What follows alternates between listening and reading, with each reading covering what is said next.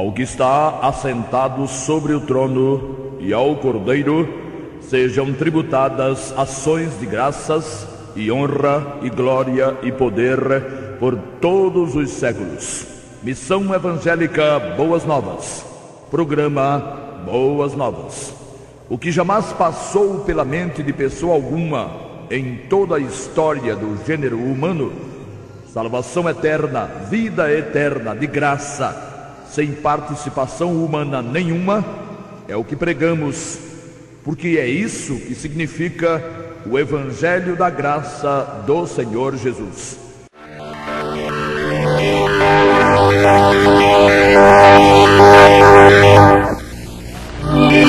As Sagradas Escrituras são fantasticamente realistas. Nelas não se vê e não podem ser encontradas contas de chegar.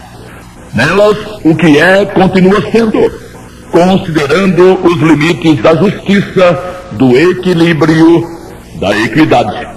Por causa disso, as afirmações do Velho Testamento não incluem nada parecido com a graça. As condições vividas e existentes do Velho Testamento para os filhos de Israel não contemplavam a misericórdia, o perdão e a boa vontade do Altíssimo para com o pecador em seus pecados em termos eternos. O salmista Davi, rei em Israel, retratou em seus salmos as legítimas condições em que ele mesmo vivia, estando ainda há cerca de 1000 anos do Messias, Jesus. No Salmo 15, por exemplo, estampa ele um raio-x da relação entre Deus e o homem, dizendo: Senhor, quem habitará no teu tabernáculo? Quem morará no teu santo monte? Aquele que anda em sinceridade e pratica a justiça e fala verazmente segundo o seu coração.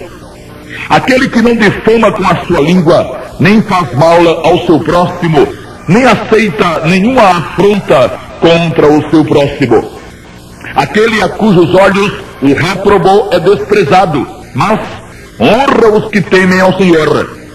Aquele que, mesmo que jure com dano seu, não muda. Aquele que não empresta o seu dinheiro com usura, nem recebe peitas contra o inocente. Quem faz isto, nunca será abalado. Na teoria, Davi sabia o caminho da bem-aventurança. O problema era a prática. Na prática, Davi prevaricava, falhava, pecava. Ele a confessar seus desmandos no Salmo 51. Tem misericórdia de mim, ó Deus, segundo a tua benignidade. Apaga as minhas transgressões, segundo a multidão das tuas misericórdias. Lava-me completamente da minha iniquidade e purifica-me do meu pecado. Versículos 1 e 2. Saber e não ser, eis a questão. Davi sabia o que deveria ser, mas não conseguia ser. Saturado de boa vontade, escreveu ainda o salmista: a lei do Senhor é perfeita e refrigera a alma. O testemunho do Senhor é fiel e dá sabedoria aos simples. Os preceitos do Senhor são retos e alegram o coração. O mandamento do Senhor é puro e alumia os olhos. Salmo 19, 7 e 8.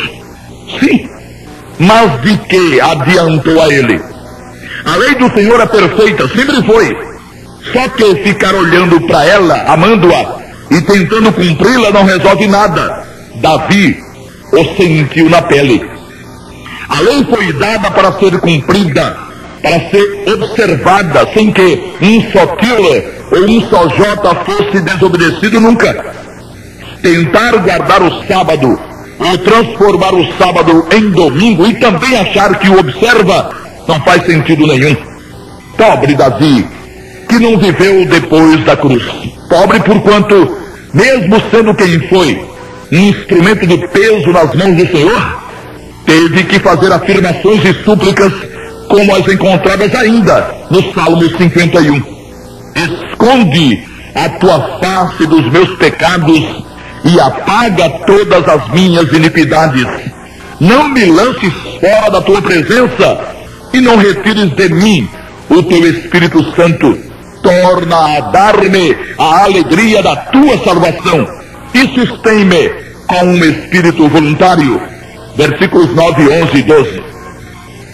Que falta fazia a Davi o sangue do Senhor Jesus, derramado mais de 1000 anos depois do rei de Israel. Dependendo do sangue de bodes e de bezerros na lei cerimonial, Davi, transgressor da lei moral, sabia que sua culpa não podia, nem poderia ser banida para sempre, pois os animais, sendo amorais, isto é, não tendo personalidade, consciência e nem vontade, não poderiam ser usados na eliminação total do pecado. Hebreus 10 e 4.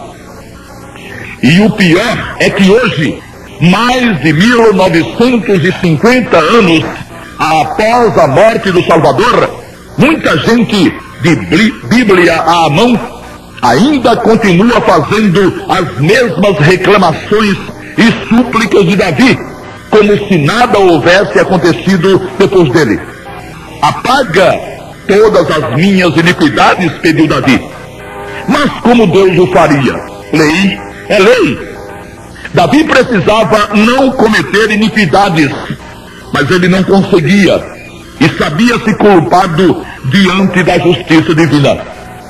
As súplicas de Davi são inadmissíveis para um remido consciente.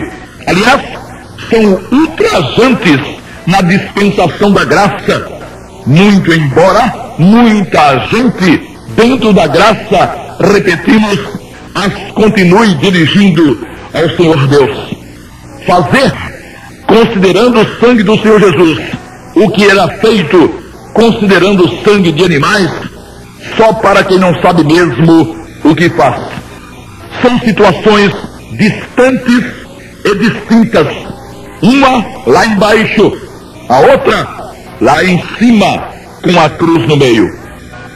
Davi viveu muito tempo antes da cruz, na qual o Senhor Jesus derramou sua vida perfeita.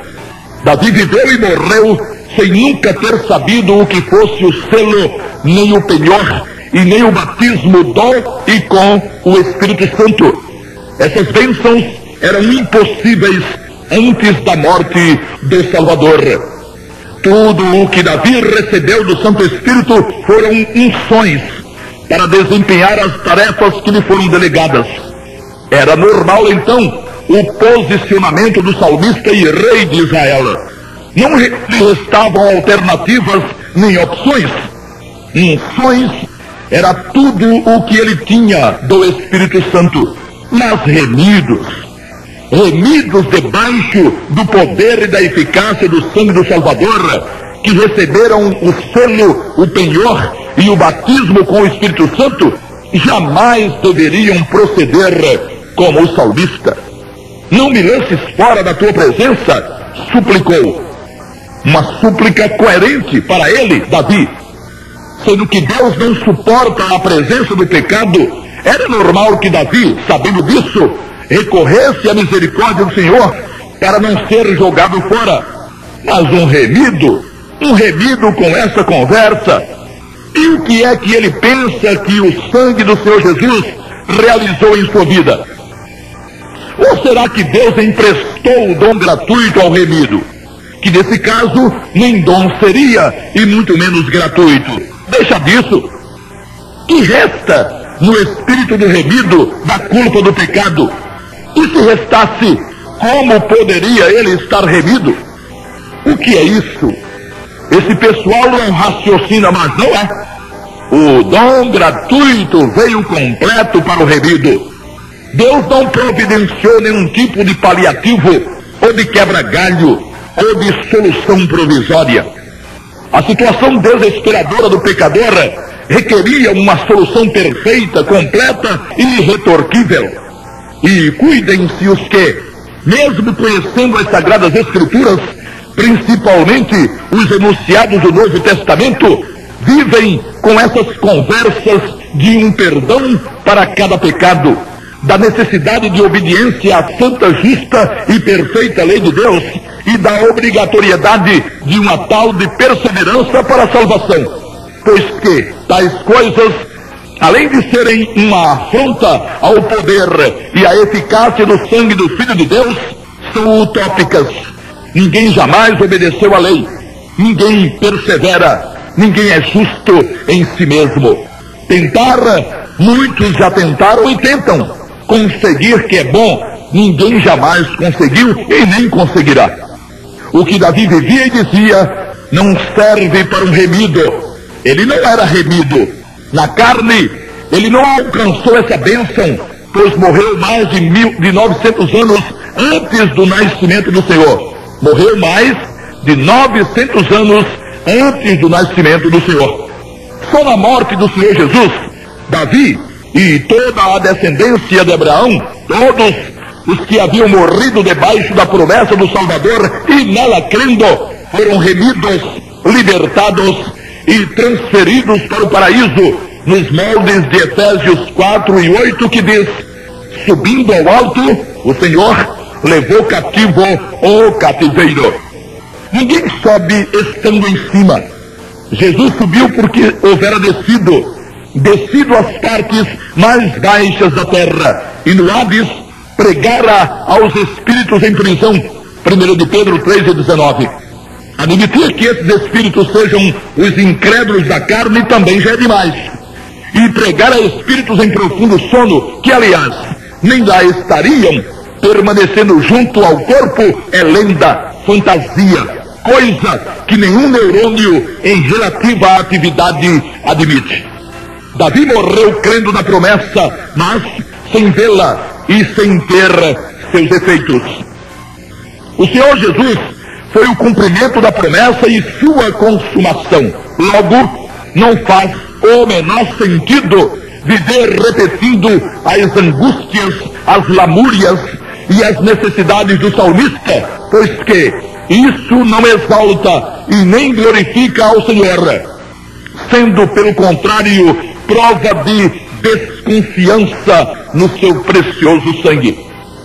Como se observa em muitos de seus salmos, Davi investiu tempo na contemplação e na exaltação da santa, justa, perfeita e eterna lei de Deus, mas não conseguiu cumpri-la. Então, nada feito. Daí mesmo é que nasceram seus queixumes, suas súplicas: tem misericórdia de mim, ó Deus. Apaga, ó Deus, as minhas transgressões. Lava-me, ó Deus, completamente da minha iniquidade. Purifica-me, ó Deus, do meu pecado, ó Deus, ó Deus. Não obstante, Davi teve que permanecer no Hades até que existisse a condição jurídica, a normalidade legal, para que o perdão definitivo lhe fosse concedido. Ninguém transgride a santa, justa, perfeita e eterna lei e fica por isso mesmo. E na lei não adianta ficar pedindo perdão. Ao pedir perdão, o peticionário já está admitindo a transgressão do preceito legal. Logo, está admitindo ser culpado. É réu confesso. E só lhe cabe a sentença final, coisa pavorosa. Imaginemos o salmista Davi vivendo nos dias do apóstolo Paulo. Diria ele o que outrora houvera dito, mas de jeito nenhum. Faria, se para tanto fosse usado, como fez o tremendo zelador das coisas da lei, o próprio apóstolo dos gentios. Proclamaria não mais medo, não mais angústia, pois já não os carregaria, estando debaixo do poder do sangue do Salvador, a quem, é claro, teria invocado de forma incontinente, imediata. Afirmaria, tal qual o apóstolo, vibrando com cada afirmação feita e medindo-as uma a uma com as colocações que fora obrigado a proferir nos salmos, debaixo da intransigência da lei, quando suplicava por perdão, o que Paulo jamais fez em nenhuma de suas epístolas. Diria Davi, por exemplo, que a mensagem da cruz, ou que a palavra da cruz é loucura para os que perecem, mas para nós que somos salvos é o poder de Deus. 1 Coríntios 1:18. Ah, como Davi teria apreciado usar essa expressão. Só que em seus dias não havia a cruz do Senhor. Logo, não havia também a mensagem da cruz, a mensagem do sangue poderoso do Cordeiro de Deus. E como quem não tem tu é tu mesmo, Davi se valeu daquilo que lhe estava à mão, não da justiça de Deus, concedendo-lhe, aliás, o perdão com base no sangue de Jesus ou com base na justiça do Senhor Jesus conquistada na cruz, mas da misericórdia e da longanimidade, qualidades insuficientes para satisfazer o altíssimo padrão de justiça do Todo-Poderoso. Tão insuficientes que, repetimos mais uma vez, ele, Davi, teve que descer ao Hades quando deixou o invólucro carnal por não estar liberto completamente de seus pecados. A mensagem da cruz. E que temos nós remidos com os salmos, quando temos diante de nós a mensagem da cruz e seus tremendos desdobramentos. Qual o salmo que discorre sobre o perdão definitivo, sobre a imputação, sobre a substituição, sobre a adoção de filhos, sobre a reconciliação, sobre a justificação, sobre a regeneração e sobre a redenção? Nenhum. Não havia como. As coisas da graça não cabiam na lei. Não cabiam e continuam sem caber. Na graça é oferecida de graça a reconciliação com Deus a qualquer pecador, tenha ele quantos pecados tiver. Na lei, e mesmo em qualquer lei, para o pecador, para o transgressor, estão previstos o castigo, o juízo e a sentença. Nada de benevolência, nada de benefício, nada de misericórdia. Pedir, alguém podia, como o salmista. Receber já seria e é outra conversa.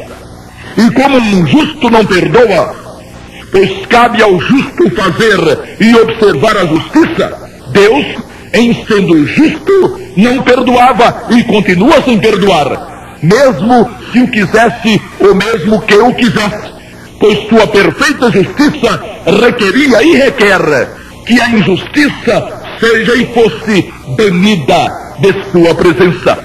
Até que alguém também justo, o Senhor Jesus, se oferecesse espontaneamente, logo de forma justa pelos injustos.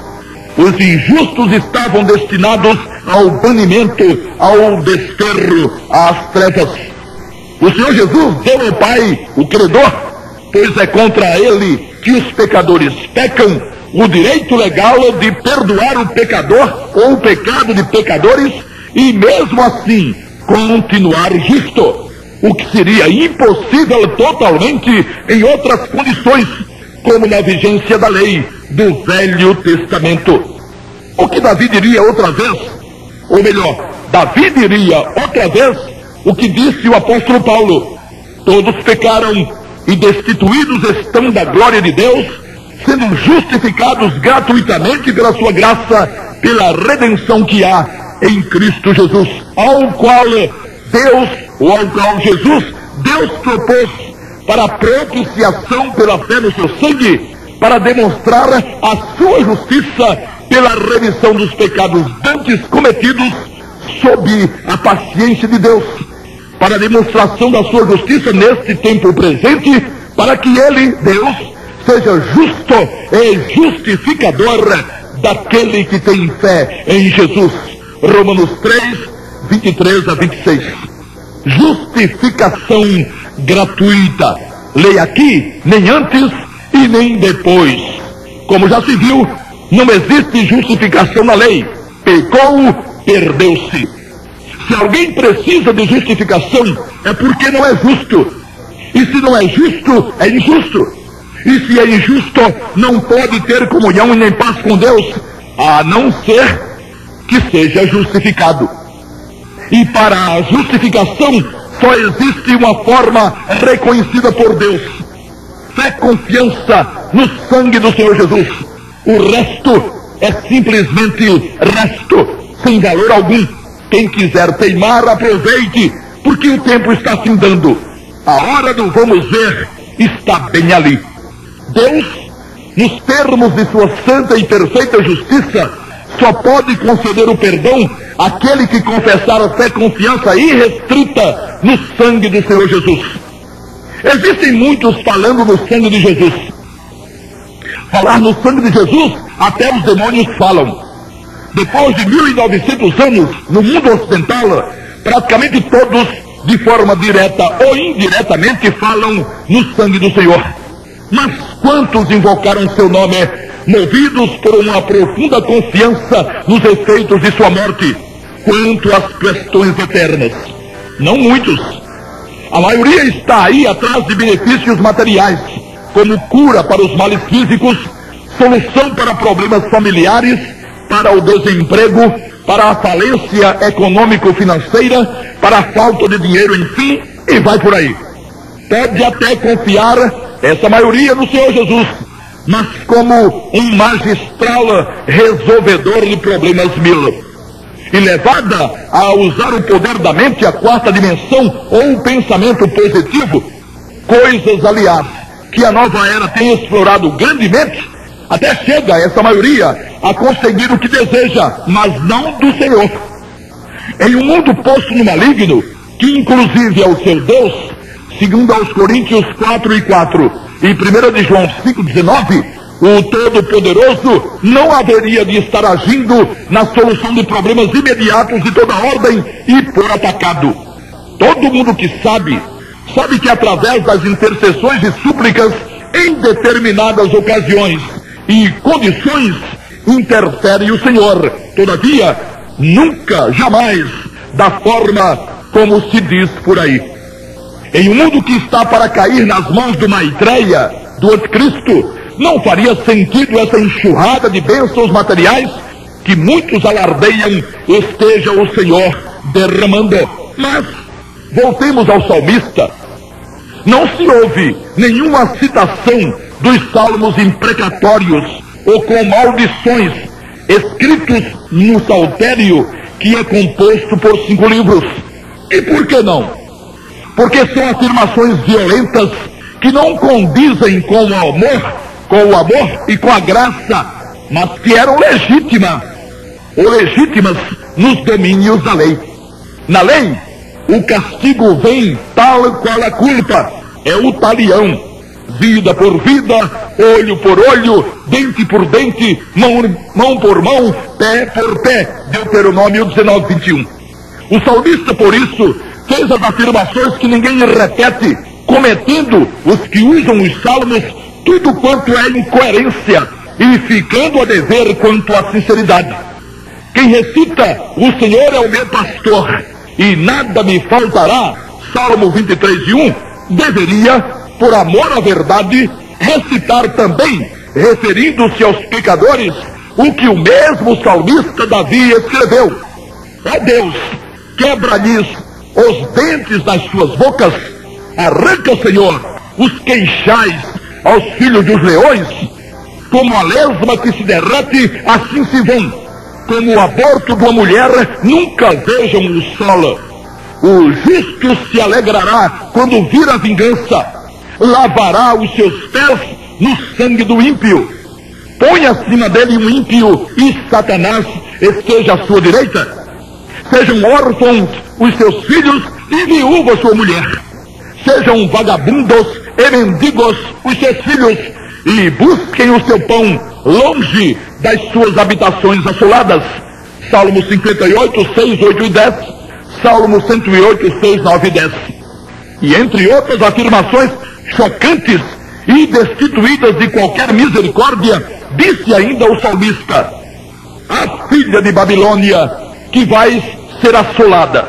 Feliz aquele que te retribuir consoante nos fizeste a nós. Feliz aquele que pegar teus filhos pequenos e os esmagar contra as pedras.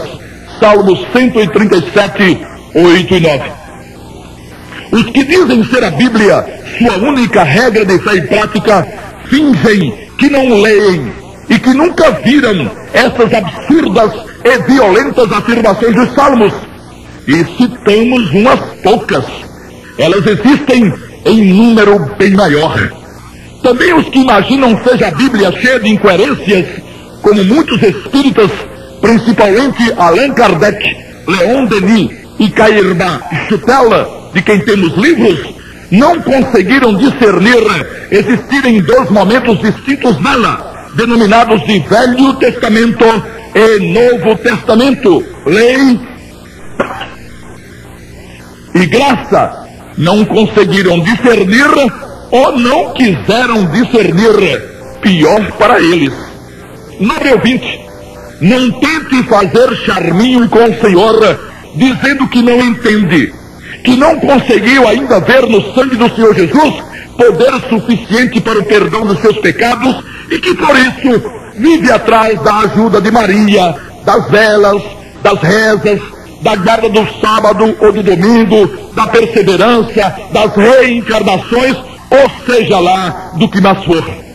Se esse é o seu caso, ou se você se enquadra em qualquer dessas situações, pode acreditar, você vai ter sérios problemas com o Pai do Senhor Jesus.